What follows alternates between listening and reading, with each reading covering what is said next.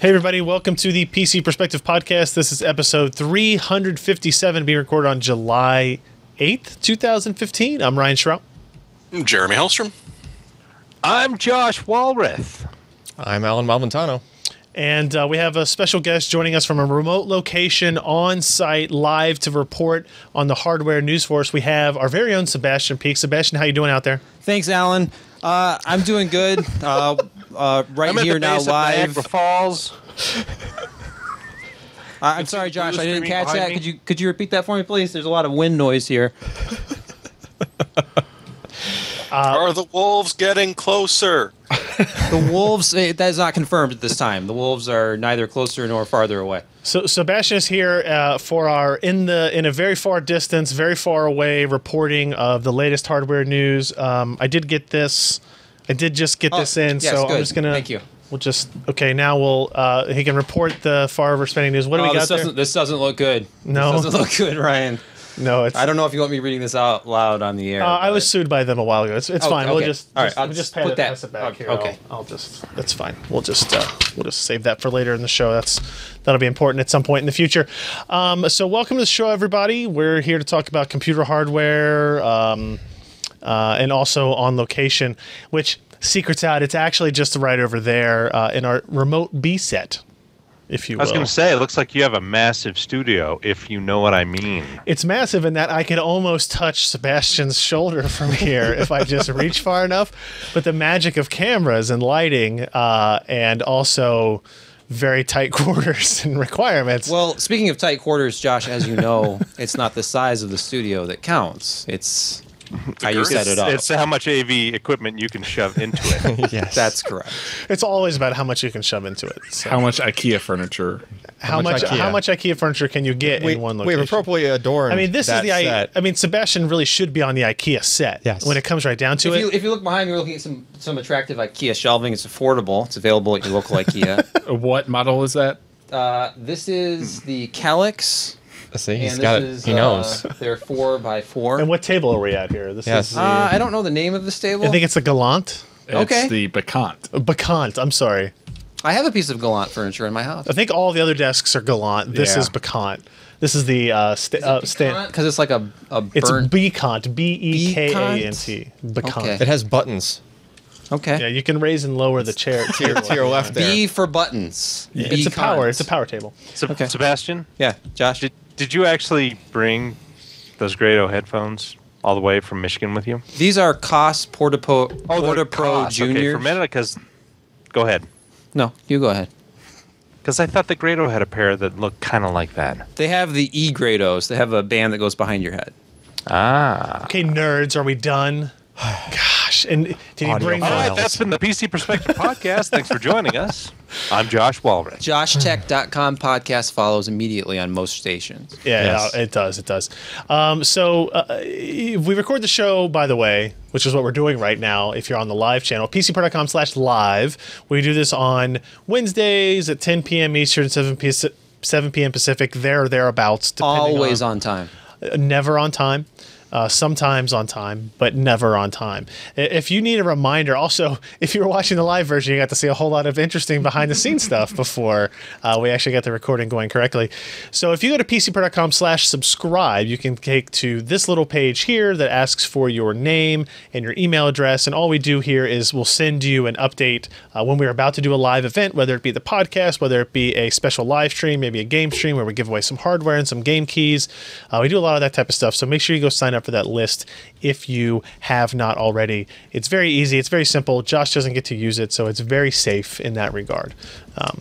So we should be good. But let's get into the stuff for this week, because there was a lot of stuff. We're going to run through a whole bunch of things quickly if we can, starting with... We'll go through this really quick because this was a rumor that basically came out right after our podcast last week. Intel following up Skylake, potentially based on a rumor with something called Kaby Lake, which is interesting because it would be a shift from the TikTok model that Intel has had for quite some time in terms of new process technology, then new architecture, then new process technology with the same architecture and then new architecture. So it's cycling back and forth. The theory behind this rumor is that because there was a delay on the 10 nanometer architecture on Intel's production side, that in order to fill this kind of time gap, Intel is introducing Kaby Lake, which allows them rather to kind of add some extra features, maybe add some performance, get to some different TDP levels. Josh, did you see these rumors? Do you have any thoughts on this? And would it make sense for Intel to do that, knowing what we think we know about kind of the delays in the 10 nanometer process? Yeah, because Intel is all about moving more products forward and making sure that you have things that you want to buy from them. It's kind of strange that way. I mean, why would you want to keep the same product for the next several years when you can make something new? But anyway,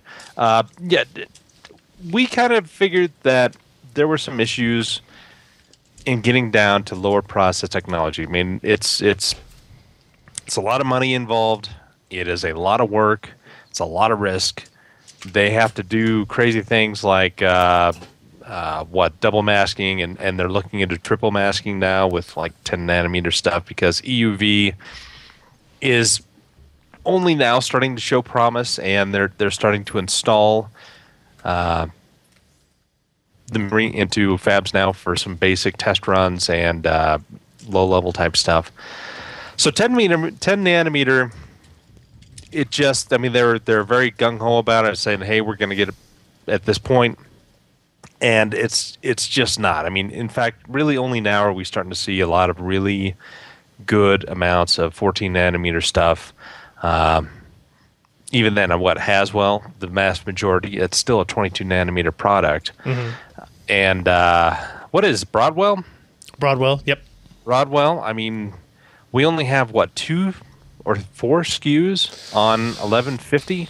And those are still very, very rare. Yeah, very rare and not entirely well distributed. Like, they're not pushing them, right? So yeah. I mean, the thing so far is been good for has been the low wattage parts, TDPs, and that kind of makes sense when we consider where the entire foundry groups have been. I mean, GPUs have been stuck to 28 nanometer. They apparently were some designs going for 20 nanometer planar, and nothing worked out because it just was not appropriate for them. 16 and 14 nanometer FinFET. We still don't know if that's going to be good for a lot of these large TDP products. Right.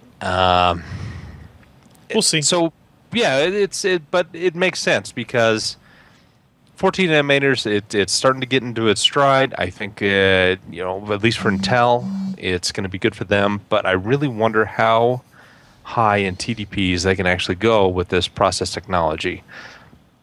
Because so far, it certainly has not been a panacea for Intel, except on the mobile where you're dealing with low TDPs. But, eventually they're going to work things out, and they're going to make different design rules. They're going to do different things that will more adequately fit the designs to the process technology. And we'll probably get bigger, faster designs eventually, and that's probably what Kaby Lake is going to be. Yep. So we'll see if that actually pans out. I imagine if this is true, we'll maybe hear something at IDF, which is actually occurring in August this year instead of September. So maybe we'll hear stuff about that, since Skylake will, in theory, be launching around that time or before that. More to come soon. Also, we'll talk about real quick this week, Maury posted a review that looks at GTX 970 SLI scaling performance, and also was an capability for him to show off the new Asus SLI bridge here. It seems like who else had one? EVGA had their own custom SLI bridge, and then obviously NVIDIA made their own as well. This is a little bit different. It uses, I imagine NVIDIA is not super ecstatic about the red coloring. That's the ROG thing, right? It is. Like, it makes sense, but one thing I'll notice here is you can see like the 2-way configuration options, 3-way and 4-way. However, when we did our 3-way testing, we had to space it out in such a way that it was 1 card, 2 cards, and then like where the 4th card would be, the 3rd card rested. Yeah. None of these work. None of those bridges would work. We were glad to have had the kind of One card, Flexible. 2 card, red card, blue card. Right. Flexible Is that- ribbon thing. Yeah, the flexible ribbon-based three-way SLI, because otherwise that would not have been possible. Yeah. So that's the SLI bridge part of it. Nothing too dramatic there, but this is, if you remember last week, the week before, Maury posted a story looking at the water blocks that he put on the EVGA GTX 970s. Yep.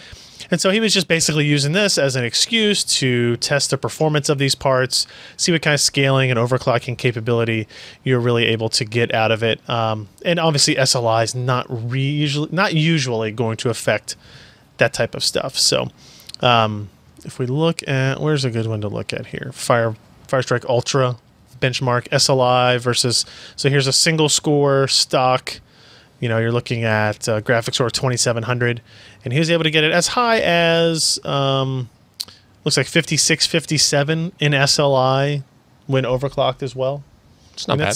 That's pretty good scaling rate. Obviously, that's a synthetic benchmark, Yeah. which is what he's looking at here on those. But you know, you're still going from Arkham Origins. You get 75 to 109 frames per second.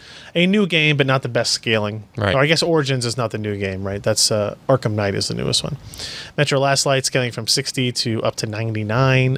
More impressive performance there than Grid 2, 127 up to 227. Pretty good results there. So, you know, Maury did a good job, kind of just basically showing you, hey, we got these water blocks. Yeah. Hey, we've got them overclocked. Hey, yes, you're going to see scaling. And hey, look at SLI bridge. I mean, they look cool. The bridges Yeah. look cool. The water blocks look cool. The red color style is something that's kind of hard to find if you're doing NVIDIA-based products. Yeah. So if you have a red motherboard, you know, Gigabyte and Asus and I think MSI, they all have some boards that are red-black combination. I get the feeling that Maury is preparing for QuakeCon.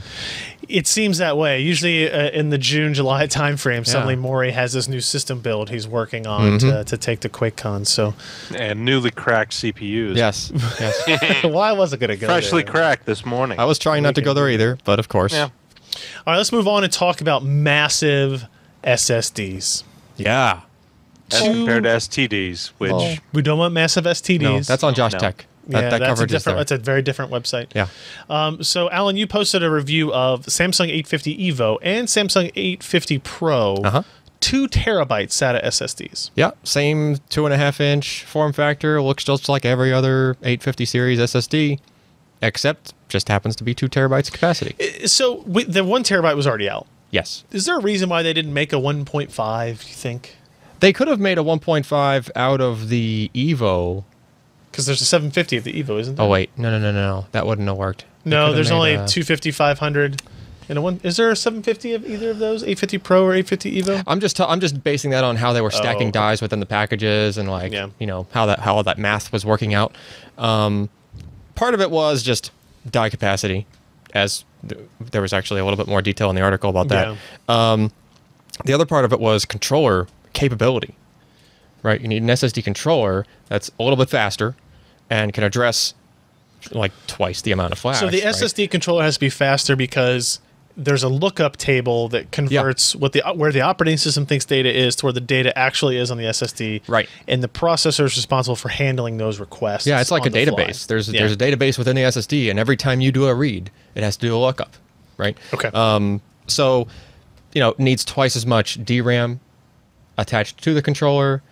Who knows if the last generation of it maybe could only address 1 gig of DRAM, and these have 2 gig of DRAM, so they might have had to make a change there. We don't have the very specifics of what like specific thing was changed, but we do know it's new generation controller to support the 2 terabyte capacity. There is no 750 gig of either of those drives. By the way. There isn't. There was a 750 of the 840 Okay. Evo. All right, so I'm not completely out of it. I just also checked. You're correct. Thank you, sir. Yeah, Thank it you. didn't sell like it was such an oddball capacity, like nobody bought it. So I mean, sure, whatever. they just kept But it. wait, I mean, you're talking about a 500 gig difference between 1 and 1.5 versus 1 to 2. right. Just cost savings alone might be worth having something there. But either way, regardless. Yeah. So I mean, where did we find this in terms of performance? About the same. So the deal with the so first of all, just to get the Pro out of the way, the Pro pretty much saturates SATA no matter what you're doing, especially at the high capacities. Okay. Right? You might see a little bit of a write speed not saturating SATA on an 850 Pro like 128 gig or something, but that's almost immediately gone by the time you get to 256 because VNAND is so fast.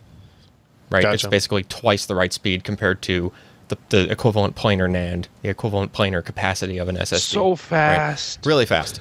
When you get to the Evos, pretty much once you hit the 500 gig point on an 850 Evo, you're already saturating SATA on write speeds as well.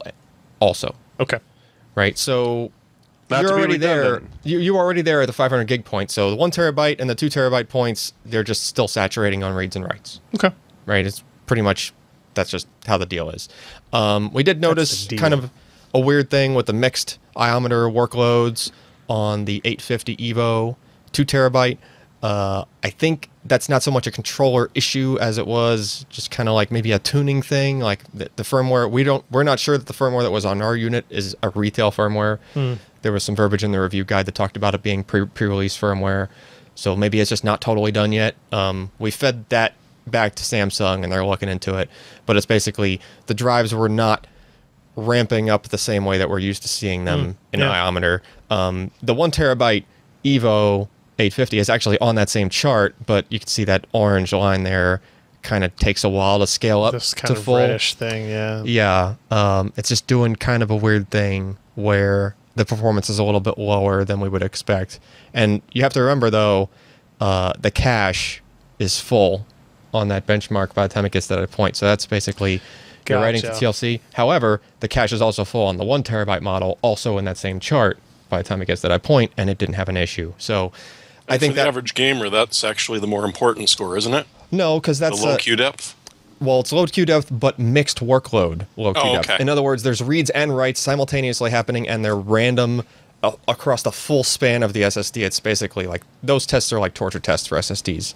So the average gamer is not going to notice a single thing difference. They're not going to see stuff like that. They would see what more shows in the web server test, which is a couple of tests up, which is more just pure reads, and all the SSDs really have no issue just like saturating.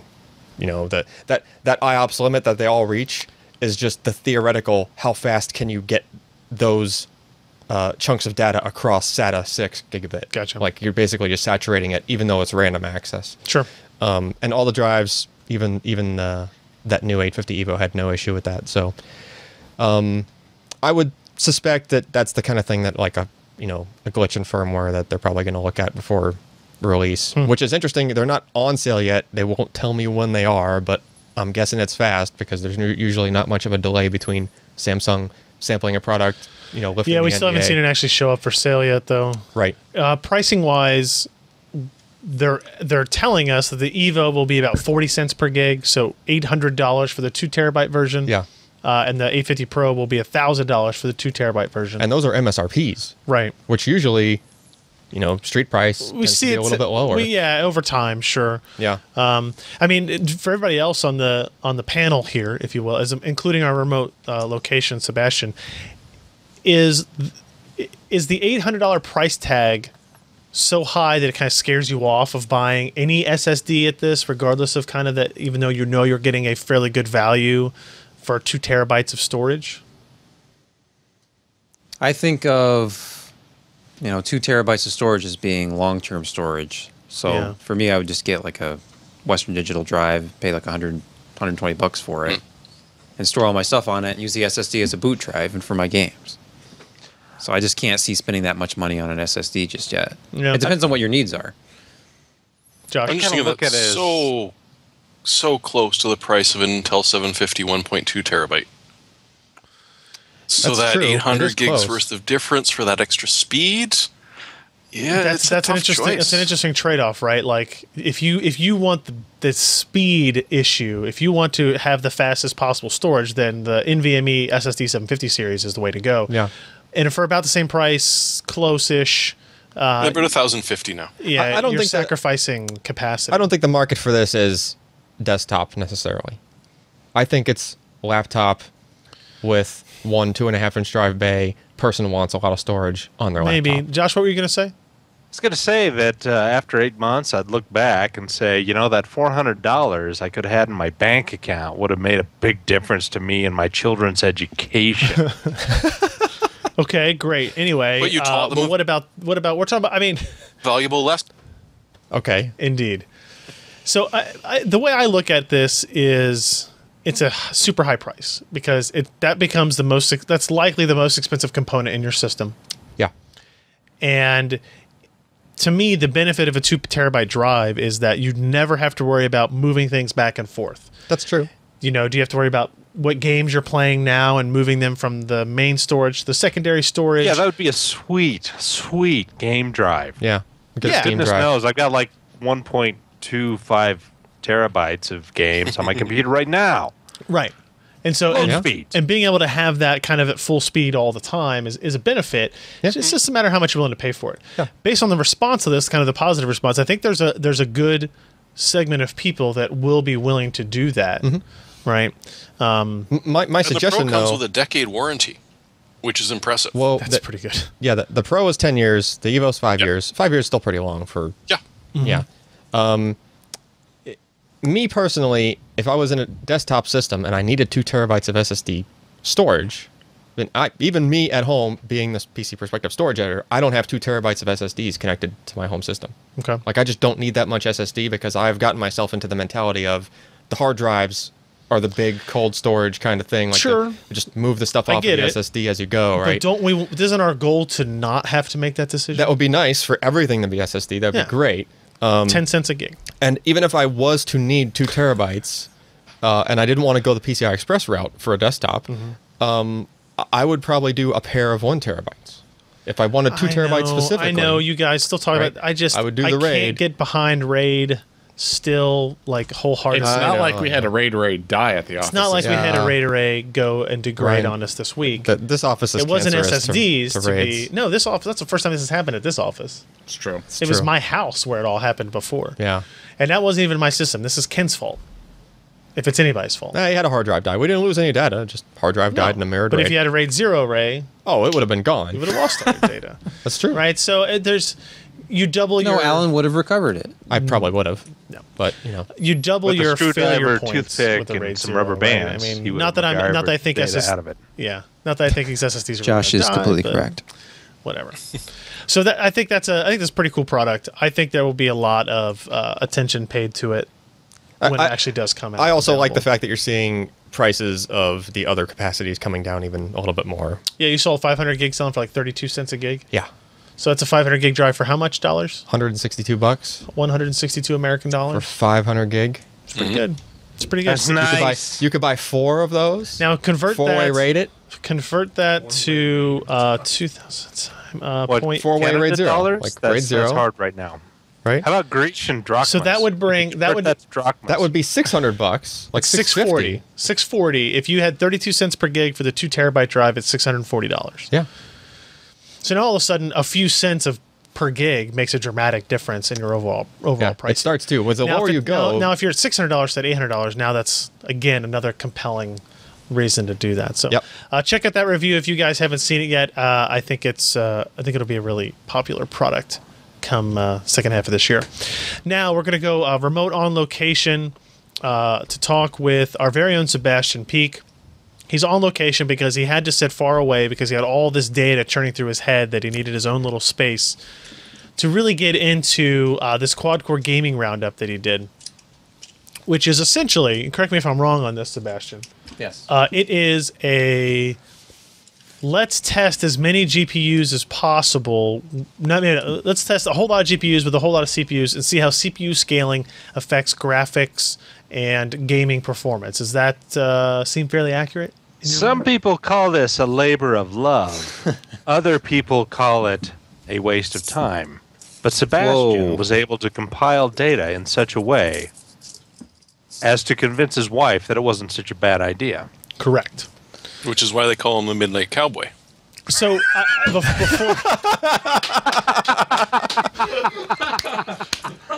before I have Sebastian kind of dive into this, I will say that we did record a short video discussing a lot of the results. So we're just going to give you a truncated version of those results. I'll tell you to read the article on PCPro.com, and then if you need more audible explanation, that you check out that too as well. But I mean, Sebastian, tell me what the premise was for the story, I guess, and then what kind of results, like kind of general consensus of results, did you find? Well, basically, there's a lot of theory about what processor you should go for depending on the video card, which is more important, GPU or CPU if you're upgrading. And we can look at stuff on paper, but I really just wanted some empirical data that I came up with myself. I just wanted to run benchmarks with my own CPUs and GPUs. And it started off with just a couple, and then I added more and more, and then I just tried to round it out. And I ended up with what I thought was a pretty good mix from low-end AMD and NVIDIA video cards in that $130 to $150 range, and then moved all the way up to their top-end cards at the time. And this was done over a period of time, so not everything is as up-to-date as it would have been if I'd started it yesterday. Sure. No, that's fine. But and then I picked a mix of games. Like what you're looking at is 6 different games. I wanted at least half of them to use Mantle. And going forward, there won't be a lot of new games using that, if any, but no, it was relevant.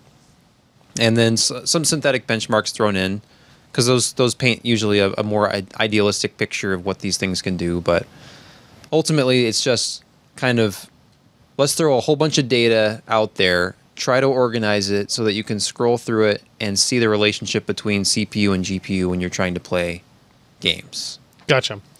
So what, well, let me just look here at like maybe the first set of results. BioShock Infinite is one that is on the first page, so that seems relevant to look at. And alphabetically, it made sense to put it there. It did, right? Because you didn't have like Armored Core or That's true.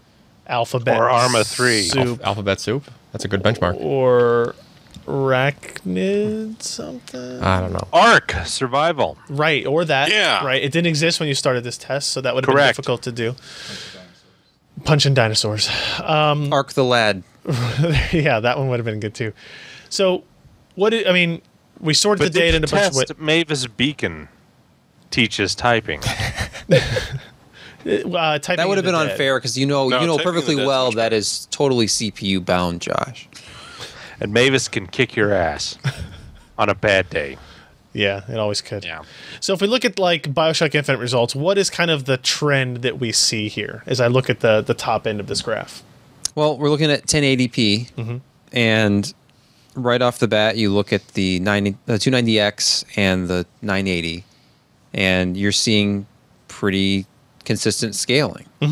Fairly reasonable scaling, I think. Yeah, and it kind of starts at the bottom of the price segment with the 860K, and it moves all the way up to that i7. So, and then same story basically with the 980 as well. Okay. So at least in this particular game at this resolution, it seems that with the top end cards, the CPU does matter. Now, what happens if we go more towards the mid-range of these cards? Maybe you're looking at the Radeon R9 280, the GeForce GTX 770. That changes a little bit. It does. What I kept on seeing, and it really didn't matter what game it was the lower you go with the GPU, the less CPU seems to matter. And with the R9 280, you'll see very little variance. The percentages just dwindle. And the 770 is technically a little bit higher performing part. Right. And there's a little bit more scaling there. But it really was dependent upon the game. Once you move down to the bottom end cards, there's almost no difference at all. Almost to the point of a rounding error. You would have... Yeah. You know, I mean, if one you or look at two the 750 points. Ti, your range is from 74.5 to 76.9 average frame rate. Yeah.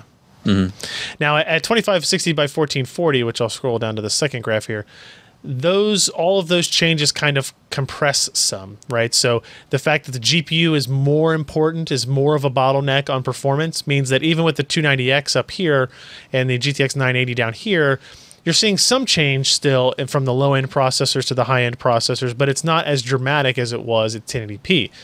And you'll see at 280, with the R9 280 and the GTX 770 at this higher resolution, again, it compresses. There's almost no difference between all of the processors tested. Yeah. And I mean, is this something where you would say it's fair to say that's kind of... There are some outliers for sure. Right. But is that the result more or less that we see throughout these tests? Pretty much, yeah. Like, especially at higher resolutions, it becomes so much more important to have a powerful GPU than it does to have that extra CPU horsepower. Even in games that might be said to be more CPU bound, at some point pushing that many pixels, you just need more GPU horsepower. You're not going to get a lot more frames. He tests. Let's see, what else did you test? You had Civilization Beyond Earth, Metro Last Light, Shadow of Mordor, Sniper Elite 3, and Thief. All of these kind of showing some variance. Like I said, some variance in the results for sure, in terms of what order the processors come in specifically. But the trends are definitely there, and I think this will be kind of the impetus for a lot of people, kind of validating that thought that it has always been, you don't really need a Core i7 quad-core hyper-threaded processor to play games. You need a Core i5 with quad cores is going to be fine. And this kind of more or less shows that, especially if you are somebody who has a 1440p monitor, or you know you're going to get a 1440p monitor. And I'm sure that would even be, it's going to be way less important for CPU once you get to 4K to a certain degree. Yep. So I don't know. Did anybody else have any surprises on this? Anybody have any other kind of thoughts on the 6 months worth of pestering and work that Sebastian had to put together on this story? I didn't know you can get that many bars on a chart. They are rather long graphs. This is true. There's a lot of data points here. But I love how has a smoothly patience. they taper. Yeah. Yeah. Like when you sort by overall performance, it shows you just how close the graphics cards are, and frankly, how little difference your processor makes in the long term. Yeah. Josh, is that something that is like bad news for Intel? Is it something that we've all known, so it's not really that big of a deal? Or bad news for AMD? Good news for AMD on the CPU side? Again, it's per application, because you don't play games all the time. You don't do just that on your computer often. Sure. So Unless that's all you do with your desktop. unless, of course, you built a computer strictly for gaming. Unless that is all you do on your desktop. There are people that do that. The majority of I people. play triple screen monitors, and I've got 2 video cards, and the lowest end AMD processor is going to push it as far as some of the others. Depends on the game, obviously. Yeah. There's somebody like Ericon in the chat says, for example, that DayZ might be a game that can use all 8 threads of a hyper-threaded quad-core processor. And I'm sure there are exceptions out there. Yeah. And there are some other games that probably will only use 1 thread. So if you had a Celeron, Pentium, something, it would have no kind of bearing on the results either. Obviously, there's going to be variance. I think this is a great basis, and really, I think a lot of people will probably look at this throughout the next couple of years and say, what is it I'm doing? What is it that I need? And what can I get the cheapest to achieve what I want? And you're going to mix and match some of the results.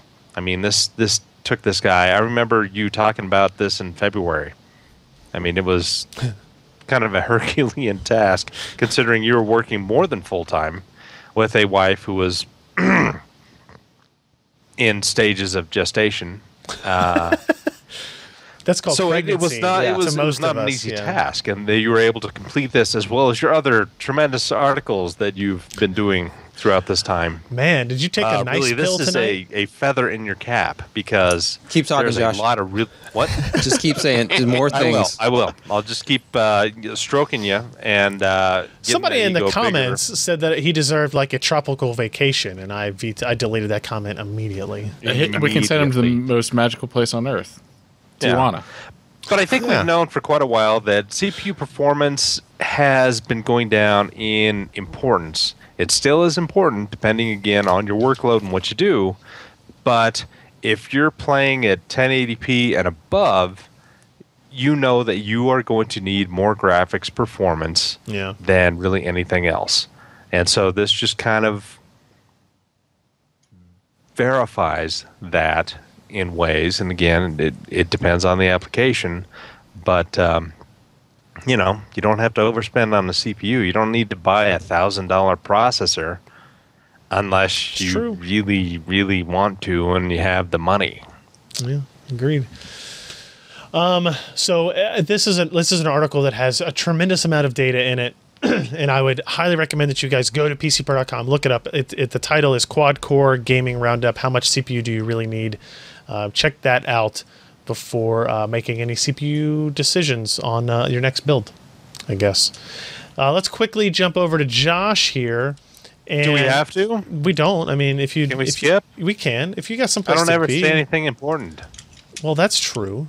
I just interject random comments that make no sense. That is also true. So let's quickly go over. You posted a review this morning of the Logitech G230 and G35 headsets. These are gaming headsets from Logitech. Give me a quick rundown on what you like about these headsets, or maybe what you don't.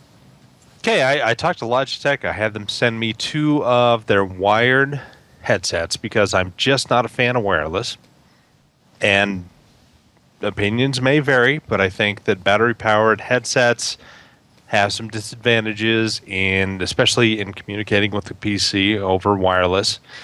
In terms of sound quality and the ability to just use them effectively for many hours a day. So I asked them for their lowest and their highest end wired products. The lowest end was the G230, which I am holding here. It is the nice red and black product that Ken is showing you. It is analog. It's got a really skinny wire. And as you know, in terms of resistance, unlike other things in electricity, the smaller the wire, the greater the resistance is. We can go into other areas, but we don't want to. So I tested the G230 and the G35, which is a higher-end 7.1 Dolby headphone, USB-based product. The G230 is their low-end product. It's about $40 online. It is a solid piece of equipment. It's well-built, nice design. It looks nice. Mm-hmm. Microphone, not really good. We tried it one night here, and my voice sounded horrific. Yeah. Worse than usual. That says something, doesn't it? Yes, it does. And I tested multiple scenarios with these, and for $40, you get a solid product. The gaming performance is probably the best of all the aspects that you could listen to. Music was really hollow. Movies, really indistinct. But again, gaming with some, gunshots, cracking, voices. This was where it kind of excelled at. But again, this is only a $40 headset. Yeah, it's pretty inexpensive in the grand scheme of things, isn't it? Yeah, it is. I mean, and the build quality is nice, and they're comfortable headsets. So you've really got to look at yourself and your bank account and say, what do I want? And when do I want to get it? Wait, are we still talking about headphones? No, I'm talking about the toothless hooker on the corner. That's kind of where I was thinking. Yeah. What do I want? How much can I spend? And how immediate is this need? Right. Yeah, but you know what? It's the quality of the experience over a long stretch of time. And let me tell you, that $20 you spent on the corner is going to haunt you for many years to come. Many follow-up visits and retests to come. Exactly. So, but I mean, these were not bad. They were not great. Sure. They were not bad. Okay. So, if you only had $40 to spend on headphones, I would not have a problem with buying these, especially if you were just going to do gaming and you were going to scream at your teammates over vent or go on to other things and tell people about their mother. Probably not that we condone that, of course. Yeah, I mean, and plus the microphone would then distort your voice enough that nobody would really recognize you. So this is their basic pair. This is their lowest end gaming headset, and they're okay for what they do. You just have to remember that. I mean, they're built well. They've got good flexibility. The ear pads are very comfortable. The headband is comfortable, very adjustable. It's actually pretty stiff by how much you can do this. My kid has been abusing these for a couple of months, and they're still really tight. And so, build quality is there. And so I had tested these first and listened to the audio under multiple areas. And while I was not impressed, they were acceptable for the price range. All right. So when I went on to the G35, which is their top-end wired I was not expecting a whole lot because they shared a lot of the same components. Namely, they've got paper woofers. I mean, the same 40 millimeter neodymium-based paper woofers, and I thought these are, they're more than double the price. They're going to be kind of cruddy. And I was pleasantly surprised. First of all, in terms of build, they're nicely done. We've got, the ear cups are very comfortable. They're kind of a pleather type material. You have 3 different headbands that you can swap in and out depending on, how thick, how hard. Sebastian? No, we're trying to refrain. We're numb to it. It's fine. Yes. You've done it so many times that we're becoming numb. God damn it, the lidocaine. But I put these all on, the in and out, and sorry, you just seem a little stiff tonight, Josh. Exactly, I do. Back to the headphones, please. Yeah. So anyway, I put these on, plugged them in, and I was pleasantly surprised because even though it shares a lot of the same audio components as the lower end version, this was a totally different experience. Now, part of this is it's USB, so all the digital audio conversion is going to be happening in this cup. That means Logitech has a lot better control over the sound in this product as compared to just an analog-based headphone that you plug into a sound card. So they were able to improve the overall performance really dramatically. Gaming was better. Music was actually, you could listen to it without being horrified by the sounds coming out of the headphones. Movies, things were spatially correct. Dialogue was clear. Effects had good punch to it. It was not overly booming. It was a pleasant experience. This was not a high-end headphone experience like you would have with some of the higher-end Sennheisers or the Grados at the $150 and above levels. But you can get these online for about $80.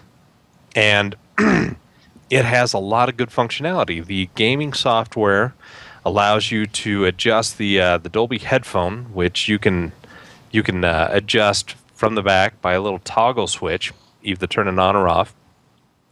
But you can go there and adjust the different levels to meet your needs because everybody's ears are different, and so HRTF functions are different for everybody. And so you can adjust this to make it sound a little bit better in 3D situations. Again, overall audio quality was much better. And interestingly enough, even though it has kind of the same microphone as the previous one, as we have seen in the podcast where I actually used these, the microphone quality was a huge step above what we saw in the G230. And I wonder if part of that isn't just the microphone that they use. I think it's probably a step down. But also, the bigger the cable, again, the less the resistance. So if you've got a small, little tiny cable going from your microphone to the computer, you're going to get a lot of resistance. You're going to get a loss of signal. It's just not going to be as good. But with all of the circuitry controlling that, right literally next to it, and then being sent in digital form down the USB cable, you're going to get some advantages over the previous all analog. So, in closing, the G230 is a decent product for the price, but you're not going to get really high quality sound from either the output or the microphone input. The G35, which costs around $80, is a huge jump ahead. I gave that the gold award because, one, I mean, the construction quality, again, is really good. It's very comfortable. The sound quality is a huge step above, and while it doesn't reach the higher-end headphones, it is not distracting in any way. You can listen to music, movies, game as long as you'd like, and you will never just think, wow, that sounds like crap. It's not going to take you out of the entire situation.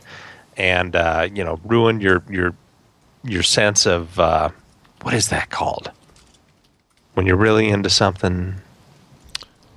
Suspension of disbelief. Exactly. Thank you, Sebastian. My mind is going, but Sebastian's is on the rise. Who would have thought? Easy. I don't know about that. Might be a stretch. But anyway, for $80, these are a really nice set of headphones. Again, they're award winner. Logitech can put that on the box. PC Perspective award winner. Kind of like the Oscars, but not quite. Josh, I'm just sad that we lost Naugahyde to pleather. I know. Naugahyde was such a better term. Somebody had asked this because these have actually been around for quite a while. I think initially they were released 5 years ago. They've had a couple of revisions, and they've changed some of the materials.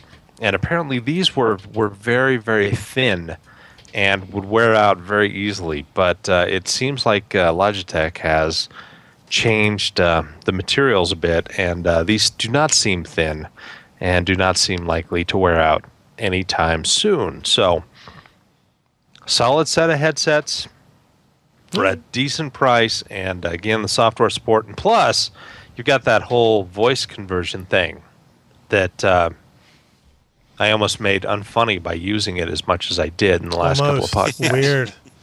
Yeah. Almost. Save it for the end. All right, let's move on to some news that occurred this week. Real quick, again, this is something that happened right at the end of last week's podcast. There were rumors coming around. Obviously, we talked about the AMD Fury X pump issues, the pump wine.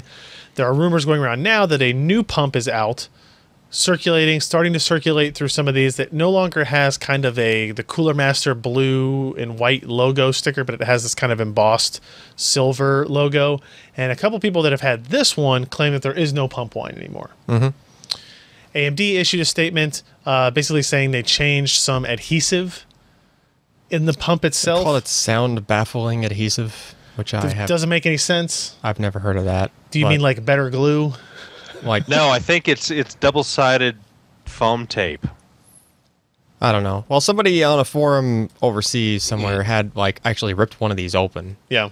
And there was some kind of an epoxy kind of something just holding the whole. Did it look like sound baffling? Too much thermal paste. When I say ripped apart, open, I mean he destroyed that pump. Yeah.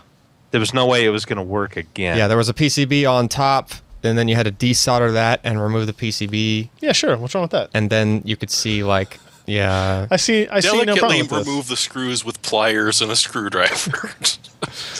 So, I don't know if this is the magic thing you need to look for to find one of these without a pump wine. Yeah, it seems that the embossed versus the sticker, the embossed version. I haven't seen. I continue to ask people that are buying these products, hey, what do you have? What do you get? When somebody got one with no sticker on it that I saw, with it had nothing? No sticker and no embossed anything, and it still had wine. So I'm still waiting to hear back from AMD, if they're going to send me one of these, if they just want to if I just keep buying them at Newegg, eventually we get one. Eventually we'll run out of money. Well, yes, it won't take that long, to be perfectly honest. Just cash in your AMD stock. We'll run a Kickstarter campaign to solve the pump wine by we need to buy 30 more Fury X cards.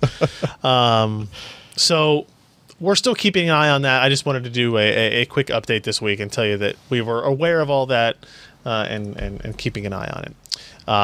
Also, something we are keeping an eye on is the pending release of the AMD Fury Non-X, which I hate saying that, but I feel like we have to say that. Just AMD It should Fury. almost be the product name. The Radeon Fury Non-X edition. In the name, yeah. Hey, how come his background color is different than our background color now? Oh, because you're not. That's because I'm in Kalamazoo, Michigan. Oh, that's right. Yeah. You're in Michigan. That's right. I'm sorry. Yeah. Anyway. By the way, I have to thank you again for letting me do this remotely instead of driving all the way from Michigan to Kentucky to be on a 1 hour long podcast. That would be absurd. Yeah, nobody would. Because that would be ridiculous. Want to do that. It's driving 4.5 hours in a day to do a hour and a half podcast and then go back. It seems irrational. Yeah, seems it's ridiculous. So you posted this little piece up, Sebastian, about the rumors and leaks of the new Radeon Fury. This is apparently a leak from Sapphire, considering it's their whole data sheet and pictures of their card. Or somebody that had it. But yeah, videocards.com posted this. They had slides. I only posted one of them. They had one for an overclocked edition as well on their site. But it goes through pretty comprehensively what the specs might be for this upcoming non-X version of the GPU, and it's slightly slower core clock, 1 gigahertz versus 1050 megahertz. Okay. And the streaming core count is down to 3584, so that would indicate that it has 56 compute units instead of 64. TMU count drops a little bit, but it still has 64 ROPs potentially. I don't know if that's separate, I think, Josh. The ROP count doesn't necessarily indicate, it doesn't reflect in the reduction if it's like a cut-down GPU or... Correct, because typically ROPs are more associated with the memory controllers. Okay. And this is still going to apparently carry a $549 MSRP. That was the MSRP that AMD had actually announced when this was revealed as a product. And the picture is pretty wild because you're dealing with a card that has a heat sink that extends well over an additional third of the total size of the card. So it's like 35-40% heat sink for this triple fan version of the card. So I'm interested to see how cool it runs, how quiet it might be. This is using a triple fan cooler, this one Sapphire variant here. And then if it has any overclocking headroom at all compared to the Fury X, which doesn't seem to have much. So, well, I mean, it's not like it's got a giant heatsink or anything. Yeah. Is there a picture of that? Here, let me It's like, scroll seriously, down. it looks like it's giving birth to something at the end there. I see the theme, yes. Boy, that's some nice lattice work, though. I like how that integrates into the paint scheme of the back plate. Actually, you know what? Yeah. That looks, That's a good point. Way to go, Josh. Sharp. Way to recognize the details. The inner Disclaimer, Josh does Sapphire PR. My name is not Ed. I do not do Sapphire PR. So, I mean, let me ask you guys this. If this card actually looked like that, does that look good, bad, or indifferent? Like, if that's how the card is designed. Short PCB, really long, cooler. I think it looks kind of cool, to tell you the truth. I mean, it's a nice mixture of textures, paint schemes, and shadow and light to give an overall pleasant visual perspective. It's an artistic use of differing materials blended in a very nice manner. Well, you guys are all shut down, aren't you, haters? You know, it looks like it might be compensating for something with that massive cooler. Why can't I just accept and embrace the shorter hot GPU or PCB? Yeah, but you know, if you cut that off, it would just be a nano, and nobody wants to be called a nano. Yeah. Yeah. One thing to consider here, especially in terms of overclocking, I believe that only the latest Afterburner comes with a checkbox that you can do to actually overclock the memory, because previously, as Ryan has seen in his articles, you were not able to overclock the memory very much, correct? At all, as far as I know. Yeah, but apparently with the Afterburner, you I forget the name. MSI Afterburner? No. It's the actual setting itself. There's a checkbox of memory. Yeah, I haven't used that yet. Enhancement or something like that. But you're able to actually take the HBM memory up higher than it should be. And that would be kind of an interesting thing to test out, considering how many shader units that has. But then you're only got 64 ROPs as compared to what NVIDIA has with their higher end products. So it's going to be an interesting experiment in the future to see if memory bandwidth is really going to affect Fury and Fury X. It will be interesting to see, won't it? Won't it? And if future generations can flash these cards and get the unlocked shader cores. You know, that would be fun too. I think these companies have gotten pretty good at making sure that doesn't happen anymore. Yeah, that doesn't happen anymore. Hey, but back in the 6000 series, it was still happening. Yep, my 6950 got flashed to a 6970. Does anybody know why Sebastian for a good keeps 2 years? Anybody know why Sebastian keeps looking to his right? No. In the thing? It's just a tick, I think. There's something on the TV that's distracting me. I'm sorry. Yeah. I'll focus exclusively on the podcast. The audio listeners never would have guessed if Ryan hadn't pointed it out. I do remember soldering. That would worry me. Soldering the 9500 Pro to, or whatever that one was, to the full 9700. So that's a whole different level of not only do you have to solder, but you got to flash the BIOS, and you hope you don't have a big checkerboard screen after everything, because that sucks. None of you ever did that? I think those were like the first cards I was getting into review, like the 9700s. Mm-hmm. I didn't have the guts to go breaking them and soldering them quite yet. I was just poor, but I wanted to see if it worked. And so it was a waste of money because I eventually ruined the card. Understood. I flashed my 5870 to unlock increases in voltage and got it to run at 8 gigahertz stable. So it was worth it. And I think probably stable. I sold it to somebody else, but it's probably stable. Still. It's probably fine. Yeah. We also had, in that part of that story, Asus Strix, AMD Fury non-X card listings, but the later story actually had more information. Ooh, from Computer PC Shop. Computer PC Shop. Stores in Deutschland were selling or listing for sale these cards. So this was the DirectCU 3 cooler, but this is not... That's on the 390X. This is not... Yeah, this is the 390X. That's an artist's rendering of what this card might actually look like in real life. Gotcha. And by artist, I mean whoever the graphic designer is, and I stole the image. Right. Payable COD, which is always a good sign. I credited them. Come on. COD is a payment method I think that has lost its way. I think it needs to make a comeback, because I think all UPS drivers really love dealing with... Yeah. Tell that to the game industry, Ryan. Yeah, that's true. I'll give you cash when you deliver the damn game in a working state. Well, Steam returns work now, so that's True. still kind of thing. Tim wrote this up. Asus launches a new mini ITX motherboard with Braswell-based Intel Celeron processors. So if you're looking to build kind of that mini ITX passive system, this is the one for you. You can see you've got the cooler here that is for the CPU. No other active fan cooling needed for whatever this comes with. The motherboard has PS2 ports, 2 of them. Keep that in mind, 2 of them. 2 USB 2, 2 USB 3, gigabit Ethernet, HDMI, VGA, serial, RS-232, as well as 3 analog audio outputs. Hey, if you're like me and go shopping at your local Goodwill for all of your peripheral needs, then those PS2 and parallel ports will come in handy. Even you get that Microsoft IntelliMouse with the ball in it. That was a good, people that was a still good mouse. use that to this It was day. a good mouse. It was a good mouse. So that's kind of interesting. 6-watt TDP on these parts. 6 whole watts, huh? What'd I say? 6 whole watts, huh? 6 whole watts. Yeah. Braswell is Atom, correct?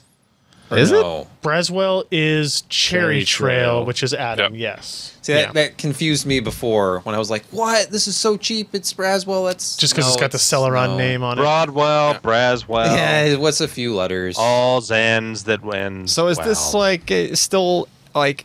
Are they making enough improvements on this to where it's becoming equivalent to some prior generation, like full Intel chip yet, or it's what? far faster than an original Pentium processor. Well, okay. Without an original Atom. So I think what's interesting is that the Atom architecture and the the Broadwell Y, is that the lowest that the power? low power ones? Yeah. Core M, right? The Core M, M, yeah. right? Like there's still a fairly large gap Okay. between those two parts. That's what I was trying to figure. right, but there's also a fairly large price gap between those two parts. Oh yeah. Right. So pricing and availability not available on this particular motherboard, but the whole goal of this platform is to be low cost. But how low are we talking? Like what? I wouldn't be surprised to see this sell for around $60. Wow. Yeah. I mean, if you look at some of the other boards that made it onto the market, there were some selling with the integrated Atom CPUs originally for around 100 or so, but they've gone down quite a bit. I could sell for a little bit cheaper if they didn't bother putting those PS2 ports and the other stuff on it. No way, man. People But need. it's got a serial port. People in the industry need those. serial Whatever, man. ports. Embedded applications, which is this But is no, perfect. I guess that's RS-232 what they're actually going makes for. it useful in a production environment. Right. Yeah. Where's the this would parallel be, How often do you see that? This would be like something that would be a drop-in replacement that a company would buy a whole bunch of Right. to go service a bunch of Correct. their whatever embedded systems that had some, previous like old Pentium systems sitting in the bottom of a cabinet somewhere, or, you know, like CNCs and stuff actually have like PCs inside them. Yep. That stuff starts breaking. You could put this in there. Passively cooled. Passively Low power. cooled, no fan, And passively cooled in a warm factory environment poses absolutely no operational. No, but they do it all the time. Validate They it. do Move it all on. the time. Yeah. Validate it and Or move not. on. Jeremy, I don't know if you put this in here about Microsoft releasing several Windows 10 builds in a single week. Oh, not Well, Scott? they did. I interjected a little bit extra because we might have actually seen the last one. Oh, But look yeah, at that Monday we For logo. a got. minute, I thought that was a surprised face of Scott Michaud. Yes, it is. Yeah. Shaved head though. Turns out it's a soccer ball. Weird. But yeah, we got 10158 on Monday, and immediately after that, if you're on the fast ring, you got 10159 with a lot of bug fixes, not much new in the way of interface or improvements, as you might expect. But then the weird one is a story out of Slashdot, which says that 10176 may well be the RTM sign-off, which may, depending on your time zone, have already happened or be happening tomorrow, because Thursday is the day they were suggesting it might happen. So, where is this calendar event found? Yeah, I think somebody just made a calendar event. I Okay. kind of think, yeah. Because that would be funny. It was on Or some else public Microsoft is leaking as bad as live.com some other calendar. company. Like, Yes. damn it. Yeah. Whoops. So the slow rings are still sitting behind. You won't have seen these. But the good news is that 10159, as some people like Josh and Scott found out, comes in the form of a downloadable ISO. if No, you so that's desire. 162. Yeah, that's 101. Oh, that's 62. Sorry. 162. That was Thursday. correct. Yeah. Yeah. Last week. Interesting. So, we've had 3 in the last week. The possibility of another one appearing tomorrow. Maybe, maybe not. We'll see if the rumors are true. And a launch date that's not too long from now. So regardless, it's coming. 3 weeks to the day. Yeah. Yeah. Let me ask you guys this: as somebody who gets pushed on this, or gets this pushed on him all the time, is Windows what is the excitement level in our audience for Windows 10? I'd say not as much as for previous ones, just because of this whole insider program that people are like, Nah, I think there's a lot of people checking it out. I think it certainly is bigger than Windows 8. Yeah. I'd give it that, but I think there are a lot of people, like a lot of our viewers and readers, who skipped Windows 8 because of they had ideological differences with the whole thing. Even though I use Right. Windows 8 and I think it's fine, Yeah. so they're coming from Windows 7. All of the improvements we saw in Windows 8 for the past few years, to the kernel, to file transfers, Or they're to coming all from that, XP. they haven't had yet. So There's a lot that coming makes a from way XP. bigger leap when you skip an OS release. or Yeah. two. I think there's been so much trepidation about Windows 8 entirely. Like, you go onto the new PC market, you go to your local Best Buy or Micro Center or whatever, every PC in there is going to have Windows 8.1 on it. And there are people who take one look at that tile screen and are done. And there are people who, I've helped over the years with computers who absolutely won't touch Windows 8. And Windows 10, I've showed them screenshots, people who are interested in buying a laptop and been putting it off. Look, the start menu's back. Look, this. Look, oh, okay. And now they're looking at laptops again. So yeah. I think it will make a big difference. I've put It's classic. not 100% accurate, but the way I've sort of seen it is if you were born when if your entire life cell phones and tablets have been a thing, Windows 8.1 makes perfect sense to you. If you grew up, cell phones, when they first came out, were about this big and had an extendable antenna, yeah, no, you're not a big fan of 8 and 8.1. That's ageist against everyone over the age of 8. I see. Basically. Yes, it is. I see people in the chat room talking about DX12, and while DX12 is incredibly exciting, and it's not like in that first month you're going to see You need- a half dozen you need DirectX games 12 using it. games released. Yeah. utilizing it. Yeah, but just the driver model itself might contribute a couple of percentage of performance. Sure. I mean, not huge. Yeah, but it's going to be a is couple that of exciting? percentage. Is 1 to 2% performance boost exciting? I don't. It's People will pay an free. extra $200 for it in a graphics card. Yeah. So Windows 10 is free if you own Windows 8, right? Or 7. And 7 too. Okay, Yep. that's what I was going to say. That's the key. They say for the first year, if you have an activated licensed copy of it, it's not going to be an issue for you to go. And in fact, if you already have it running, and I had this happen, it'll just pop up and say, reserve your copy of Windows 10. It'll be a notification right along with your Windows updates. So Yeah. you will get it for free.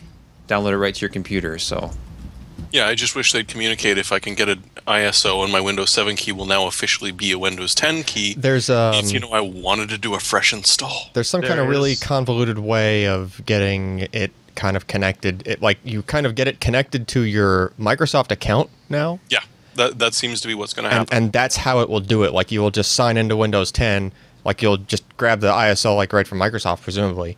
Yeah. And then you can just have the installer yourself make a USB key or whatever you want to do that. And then instead of putting a serial in, or a key or anything like that, you will just sign in to your account, your Microsoft account, and then it just will not bother you with the activating because it just activated. Perfect for me. Yeah, well, You never activate Windows anyways. Yeah, we never activate Windows here. We I don't do it on my personal machines. Well, that's true. So then it's perfect for you.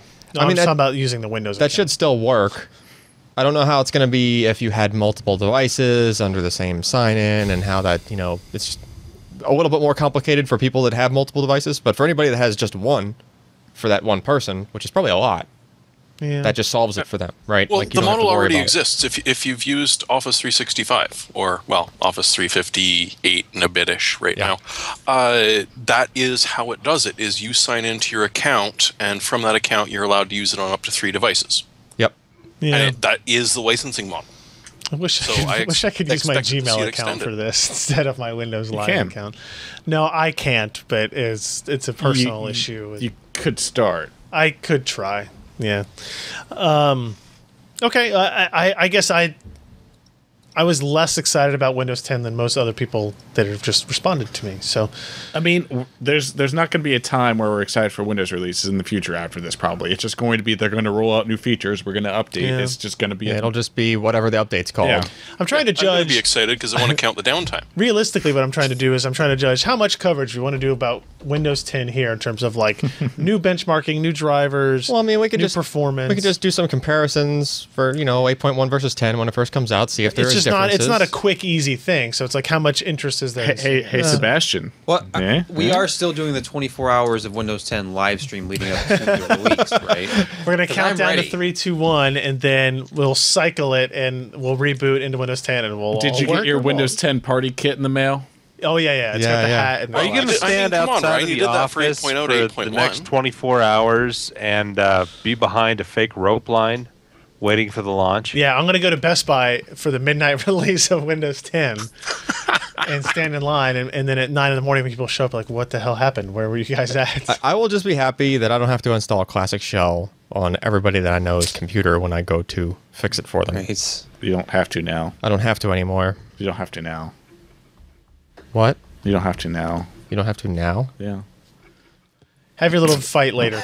Are you talking to me? A couple of They quick want their stories. start menu back. You can't tell people they have to right click on anything or bring up whatever. Oh, it's fine. Yeah, no, not that. We're going to in on a couple of other stories here.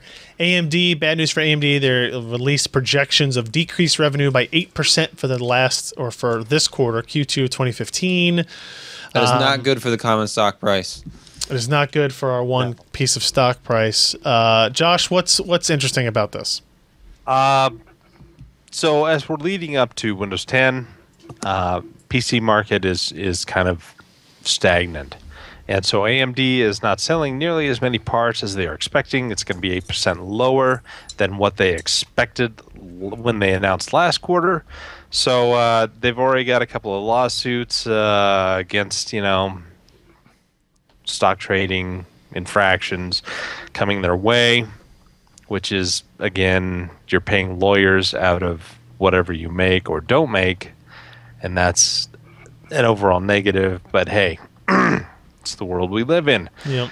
But we can expect to see some more layoffs soon, apparently. They're trimming the fat, even though right now I don't think they're really trimming a whole lot of fat. And it's a rough time for AMD. Their 300 series and Fury X did not go off nearly as successful as they wanted to. I think Fury X is still a good card for the price and for what you get. I appreciate the improvements on the Hawaii chip that they gave us with the 390 and 390X, but it has not catapulted them before or beyond what NVIDIA has, and especially with the latest versions of Carrizo. It's only just started to come out. Yep. And the interest in that seems to be tepid. And part of that is not so much that it's a bad part or anything, because it seems like it's a well-designed part with a lot of good features, but the market is just really kind of stagnant. I'm going to be curious to see if Win 10 actually has an effect on it and how that will affect AMD's bottom line. But for right now, I mean, they're not in any big hurt. They've got plenty of money. They've got backers. They're going to survive for a while yet. I mean, at least 4 to 6 quarters at this rate. But any news like this is going to hurt your bottom line. Yep. It's going to cause a lot of trepidation about investing in you or purchasing your products, because you don't know if, as an OEM, you don't know if these products are going to be supported by you for any time to come. Let's just hope that Kaby Lake gets delayed even further and Candle Lake even further beyond that, so there's actually a really damn good reason to buy AMD. Zen will save us all. Yeah, or that. Or maybe AMD. Jeremy, you wrote up a short news post on an AOC monitor, the U2870. The U2870VQE. So to do the good news, bad news properly, before anyone complains, no, it is not an adaptive sync monitor. It doesn't have G-Sync. It doesn't have FreeSync. It doesn't go up to 144 hertz, and it is a TN panel. Okay. On the other hand, it's a 28-inch 4K LED monitor for the sum total of $349 plus taxes. That's cheap. If you game and a TN panel with a ridiculously fast response time is more valuable to you than a full proper 10-bit monitor, because you're not doing professional graphics design on this thing. You are gaming on it. And for $350, you can get a 4K 28-inch LED monitor. This is honestly one of the most ridiculously good deals on a 4K monitor I've seen that I can think of. There are some bad parts. It's only going to be in the US because it is based at a CompuCenter. Micro Center. Yep. And it's got VGA DisplayPort, Mini DisplayPort, and HDMI MHL, which is the implementation of that, which will work with your mobile devices. So if you've picked up one of these newer cell phones that can actually output 4K display, you can buy this thing just to show off how cool your phone is. And at $350 for a display at 28 inches, that is pretty much an impulse buy. If you wanted an IPS 144 hertz adaptive sync display, well, you could buy one of those, or you could pretty much get 3 of these. Well, they're going for 600. Well, some of them are. Some of them you'd only be able to afford 2 as opposed to 3. Yeah. Heck, I impulse bought a 4K TV and it's crap. Yes, you did. You should have bought this thing. Yeah. We live and we learn. No, or maybe not. I'm amazed at the pricing, because this is $150 lower than the MSRP. And honestly, if you're just gaming, if you're not doing production work, this is a pretty good way to jump into 4K. Yeah, I think even doing production work that's not like video editing or photo editing, you'd probably be pretty good with this. Productivity too. would be pretty great. Yeah, I mean, just a productivity screen real estate you get for $350. Well, because they do that. What is it? Frame rate contrast to fake the 8-bit, or make the 8-bit 10-bit. So you can actually get a wider color gamut than you would on just a basic 8-bit screen. It's Is that enough? You going to send me one now, AOC, please? Be nice. No, they're not. Eh? No, not gonna Of happen. course not. Let's our last news pick, our last news story of the day of the week is AMD's releasing of Catalyst 15.7 drivers, a WHQL driver. Josh, you wrote up this short piece. Tell me what is new in this driver that might be interesting for people. Okay, so apparently the last WHQL driver was the Catalyst Omega, the 14.12, and that was released in late November, early December of last year. They've had multiple betas throughout that, but again, no WHQL, and each of the betas didn't add a whole lot. A couple of FreeSync issues fixed, nothing really huge. Mostly it was, Crossfire solutions for new games and overall driver support for new games. So if you wanted to run, say, GTA 5 as fast as you could, you would have to use one of the AMD betas. Well, this is one of the first WHQLs that we've seen in a long time, and not only is it a WHQL, but it adds a whole lot of new stuff. You say that word funny, by the way. What? You say that word funny, by the way. WHQL. That's what you said. I say WHQL. I was saying WHQL? it like how he said it. WHQL? I don't know. WHQL. I don't say it that way. That's how I've heard the WHQL. NVIDIA people and AMD say it before. WHQL. WHQL. WHQL. I mean, it's not really a word, so it doesn't really matter how you say Yeah, it. it's WHQL. Let's just Windows Hardware Qualities Laboratories. Still a thing. Yeah. Because Microsoft knows hardware. So they on all cards they have the refresh. What is it? The target frame rate target, essentially. Frame rate target control. Yep. Gosh, I should probably pull up that article. I can't remember all the exact same things. But the big one is that FreeSync now actually works with Crossfire. It did not before. You only had to have a single card to make FreeSync work. They finally implemented that fix so that you could have Crossfire and FreeSync together. And again, there are multiple things with this release that they have. It's kind of a big deal. Not only performance increases, but a bunch of extra features. Now, when the Fury X came out, they released the Catalyst 15.15. Beta. Yeah, it's a beta.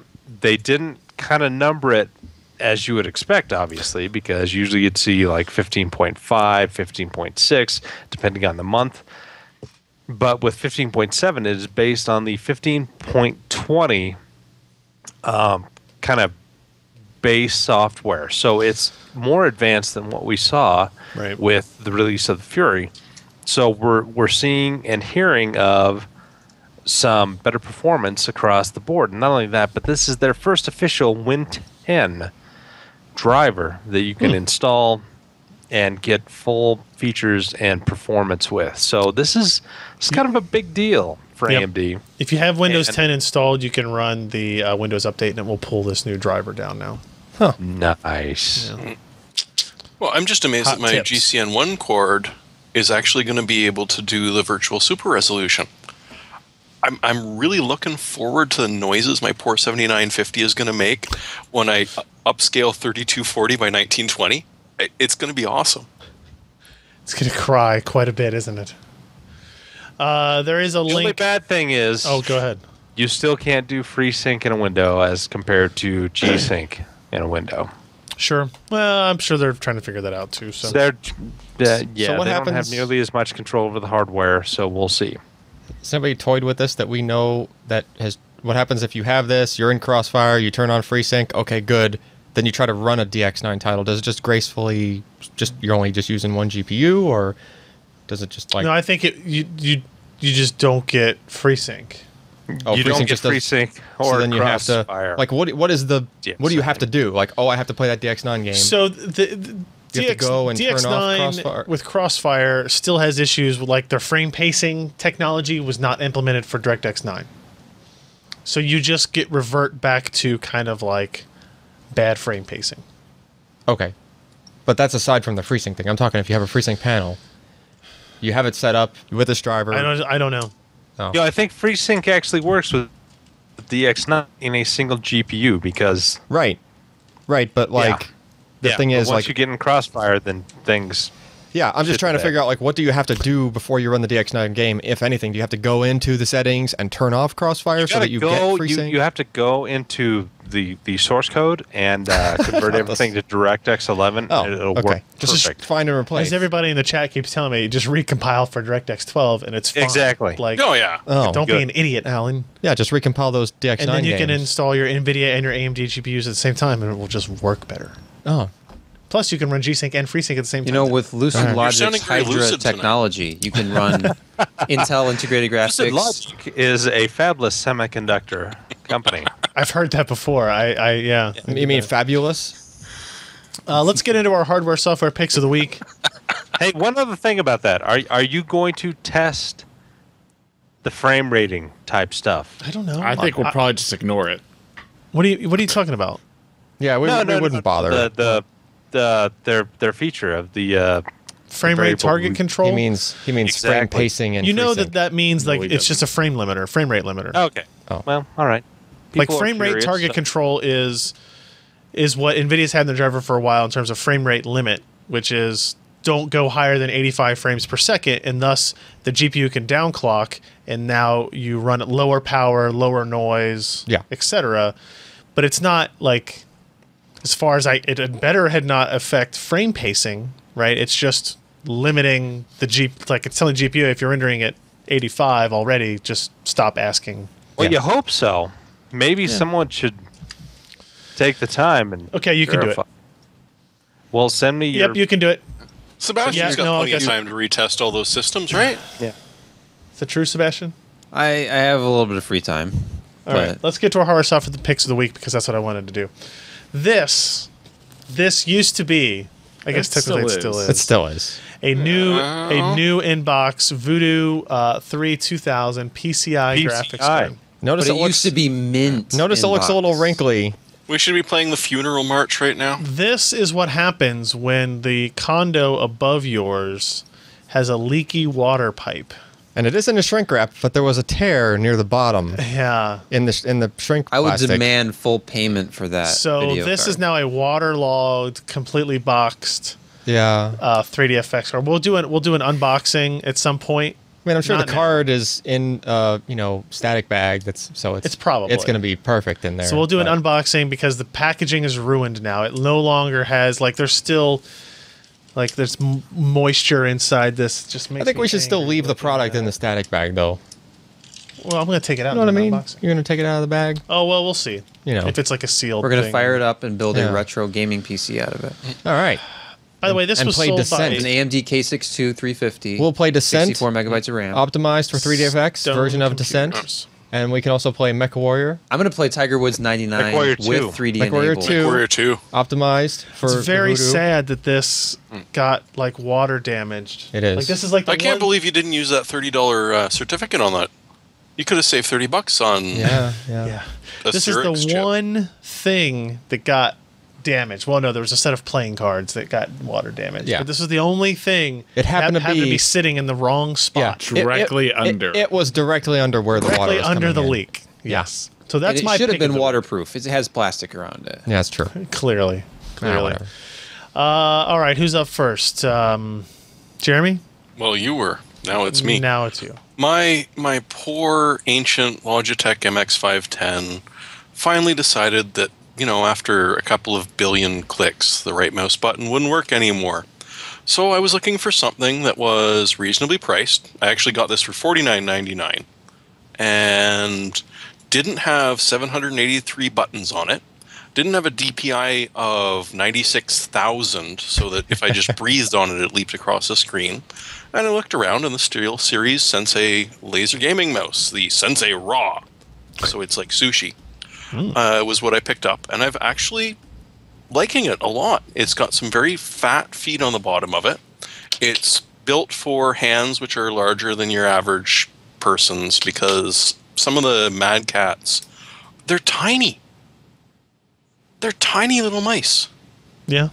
This is actually a decent size, fits in the hand, has huge pads on it, which you can't see because, of course, it's white. Huge tracts of Reflecting. land.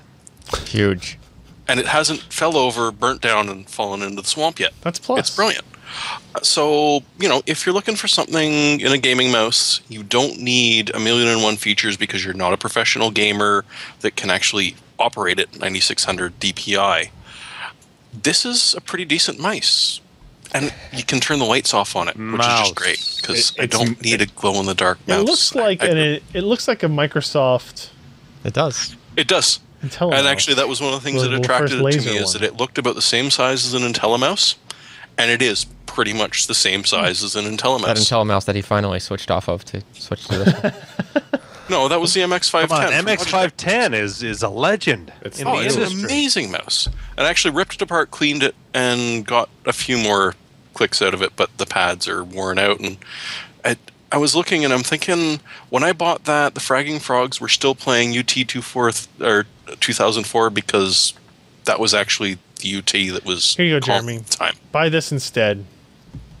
This is pretty decent, and as much as I love some of the... Yeah, there you go. Seriously, it is about the exact same size. Have you ever held one of those in your hands? Oh, yeah. If you thought it wasn't too big, if you thought that was about the size of the mouse you wanted, that is going to be matched with this. All right. Who's next? Josh? Me. Go. Apparently, a lot of people I know are playing this. Yes, it's got bugs, but it's fun and it looks pretty good. Oh, it's Minecraft you meant like with dinosaurs. software glitches. People in the forum were talking about this earlier. Yes, it's got issues, but damn it. You can ride dinosaurs. You can punch them. Ride dinosaurs. Holy crap, I'm in. You can build enclaves with friends. It's like DayZ that actually works, except the zombies are dinosaurs. All right. For only $29 right now. Wait, are they zombie dinosaurs by chance? No, they are not zombie dinosaurs. Look at Not that yet, light anyways. through that dragon. Zombie I Dinosaur know. Simulator 2000. Plus giant scorpions. I think were a it's thing. UE 4.0, but I'm not sure. I think it is. Yeah. Yes. That probably explains why it looks so dang good. It looks nice. They're probably using that. Wasn't UE4 the one with the awesome like designing engine for like building your levels and stuff? They had the big press hoopla about That it. was, but that was specifically for Unreal Tournament, I think. No, I think it was just for the game in general, like for the game engine in general. Like, maybe. Yeah. There's also a button where you can poop on demand. There's a poop button? There's a poop button. Outstanding. poop Can you button. collect poop? You do collect poop, actually. Nice. Poopsmith. Josh is in. Josh is in. He's ready to go. Roll in it. All right, Alan. What do you got? We kind of spoiled it already earlier in the podcast, but 32 cents a gig, man. 500 gig, 850 EVO, $162. If you were waiting, you might as well just get it because that's the cheapest I've seen it in a long time. Might as well buy 3. I mean, 32 cents a gig. If you buy 4, you can put them in RAID 0 and have 2 terabytes for A couple $100 cheaper than $640. Yeah. For about 3 months until one of them dies, inevitably. Is there a ceiling to using the Yeah. onboard? Intel RAID caps out at about 3.5 SSDs worth of performance. for like. So you really for- do need 4 to saturate it at RAID up. Yeah, if you fully want to saturate the DMI on the other side of it, basically the link that goes to the controller between that and the CPU is capped at around 3.5 SATA 6 gigabits worth in total. Yeah. Scale's very good all the way up to that 3.5 and even to the 4. You'll still scale higher in like IOPS where you're not saturating it, the throughput. That's a pretty good deal. $161. Yeah. It's better than buying the 1 terabyte in terms of cost per gig. So, all right, and our remote reporter, you're in last here. What do you got for us? Well, if you have a baby coming Nope. and you don't Ryan. want to spend a lot of money on Ooh, yeah, I do. furnishing Past the tense. room that Past used to be your office, then I Ryan. recommend going to IKEA because you can buy a crib and just about everything else you need for about the price of a crib. So, and it looks nice, and it's stylish. And as you can see behind me, You could have done this before you put the Amazon list up. Yeah. Yeah, that's true. I still have my Amazon-based baby registry. Better only than your IKEA did baby baby-based registries. Amazon registry. My baby-based Amazon. Yeah, you don't want to have a baby-based, Baby-based Amazon registry. You want to have an Amazon-based baby registry. Huh. Yeah, that seems to make the most sense. IKEA crib mattresses and baby textiles. Yeah. or That just sounds beds weird, or doesn't it? anything Baby else. textiles. And they even have are they some made toys. from babies. They do even have toys. They even have some toys. I bought some. They have like wooden train sets and blocks and all kinds of stuff. know, like- They've got soundproofing, Wooden train and sets, circular what year is blades, and I mean, IKEA's pretty good about making stuff out of wood, so reciprocating kinda makes saws. But look at the Vandring Engelgott. Squeaky toy. It'll give you nightmares. Oh, come on. The kid's growing up with dogs. Wait, They want what? a Cut out. squeaky Go toy. a little further down. What's one of those things called? Moolah? Moolah. Moolah? Moolah? How can these all be moolah? It's That is Does a it cost? You that is a obviously don't know crane, Swedish. And that is a because they cost very little moolah. crane with blocks, stacking rings, toy hammering block. And look at those prices. Those are very, very cheap inexpensive. for kids' toys. There's My son nothing will that's never not know cheap the at IKEA. difference until he's older and then realizes how stingy I was. Those might be toys that the kid might play with instead of playing with the box that the toy came in. Maybe. Might be. But a the chance. box is flat pack, so you won't want to play with that. Yeah, the problem is anyways. that's what they do that on purpose. So there's no good box. That's why the kids Yeah. wouldn't play with the box. Yeah. I just hope it keeps him distracted long enough for me to get all of my stuff at least 4 or 5 feet up in the air. yeah. away. Good luck. we need him distracted And long enough for him to continue turn testing. 18 and move out. I will say That's how long it's going to take for me to clean up all of my stuff. I will say that the IKEA Calax do come with wall mount brackets. To keep And- them from tipping over. No, you can actually mount them. Like I have mine like a couple feet off the ground in my living room. Well, this is not an IKEA podcast, guys. I'm just It is saying, now. like you can do that. It's always Look at it. It's always an IKEA podcast. But yeah, just to isn't look at it. Yeah. Look at it. Just don't let the kid get their hands on the Allen key because you Where don't want to know is what a he? kid can do with an Allen key. That's true. It's like the one key to unlock all of your furniture. Yep. One key to rule them all.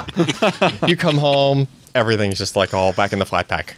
Wow. I packed it up for you. Oh my god. And I tore up the instructions and ate them. You don't need instructions. IKEA furniture is very easy to put together. As long as none of the speaker drivers or tweeters have any damage, I think I'll be okay. Okay. All right, everybody, that's going to round up the show for us tonight. Thank you very much for joining us. PCPro.com/podcast is the URL you should go to find all of our back episodes, videos, YouTube embeds of all the past episodes. And again, PCPro.com/subscribe if you want to be notified when we do these live streams. They're a lot of fun. Hang out in the chat room on PCPro.com/live. At PCPer on Twitter. At PCPer on Twitter. You can go to YouTube.com/PCPer. You can go to Facebook.com/PCPer. You can go to Twitter.com/PCPer, which is really the same thing that the guy I pointed over there, but I meant to No, point in yeah. remote. It's location. really, really far away. So Yeah. far away. Skype works amazing things for us, right? Yeah, We've we got got zero we've got latency somebody Skype. in Wyoming. We've got somebody in Canada. We've got somebody in like Spain. Are you in Spain now? He's in Afghanistan. He's a Catalonian. Stan? I can't reveal my exact location, but Okay. I am Yeah. a little bit further east. I think you're probably west. Okay. In his next video, he'll show the newspaper in front of all him right. to prove the date.